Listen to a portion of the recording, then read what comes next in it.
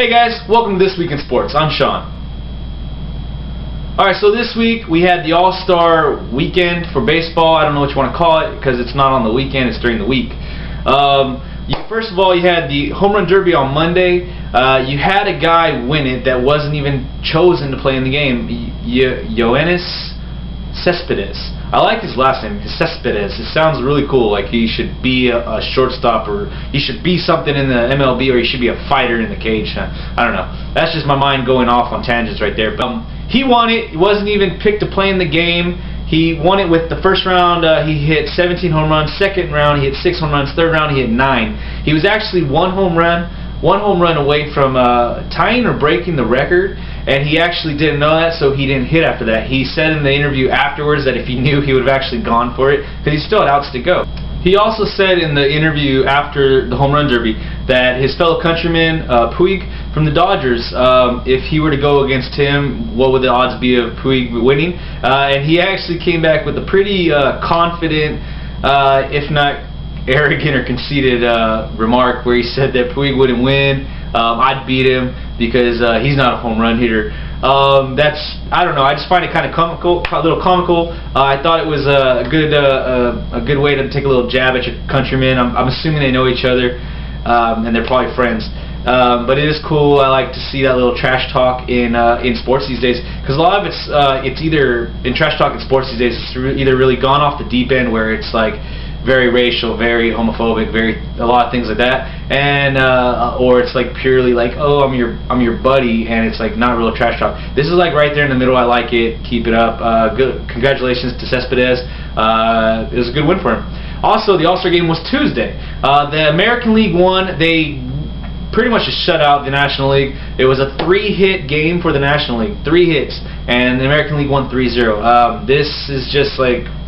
This is almost the way I think that a lot of the All-Star games are going to go from now on, for a few years at least, because of everything with going on with PEDs. Pitchers are dominating now. You're getting these guys that are just dominating pitchers. Even my guy Felix Hernandez, he led up at least one of the 3 hits.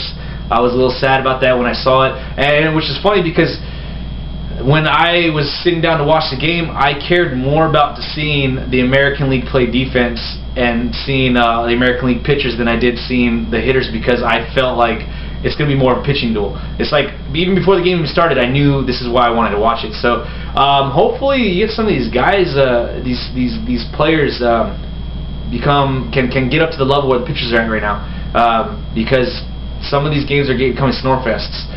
So pick it up, guys. In the game, Mariano Rivera came in, pitched a scoreless inning. He was named the MVP. It is said that this is his last season, so this is his last All-Star game. Everybody is really happy for him. I'm not a Yankees fan, but he was one of the greatest closers of all time, and he's going to probably be a first-ballot Hall of Famer. So we'll see what happens. Congratulations to him as well. More baseball news. The competitive balance draft also happened this past week. That's a tongue twister if I've ever said one before. It involves the 10 lowest revenue teams in the 10 smallest markets as well, and it puts those 20 teams, if it's 20 teams, because sometimes one team could be for both.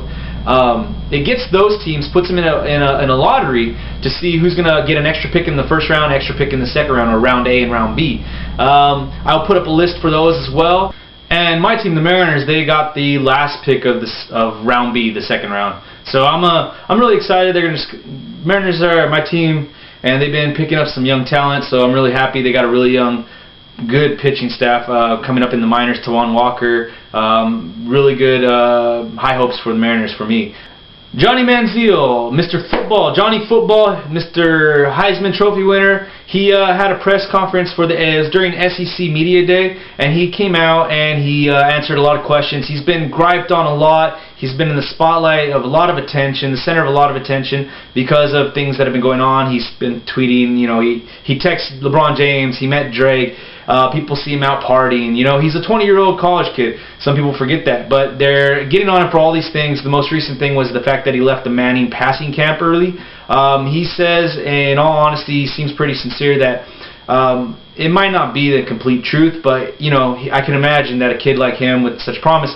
He states that he had such a heavy workload in June and July. He overextended himself. He was exhausted, and you know what? His phone died, and he wasn't able to wake up in time. And it was a mutual decision for him to leave the Manning passing camp. I do believe that is a mutual decision between the Mannings and him, because he is an up-and-coming talent, and they're going to want someone like him there. Do I believe that it's entirely because of his schedule? No. I do believe it is partially because of that, but I do believe he's a 20-year-old kid, and he's probably out having fun. You know, you can't expect him to be, 30 years old, acting like a 30-year-old person with that maturity level. And he's not even done anything that bad as of yet, as far as I know.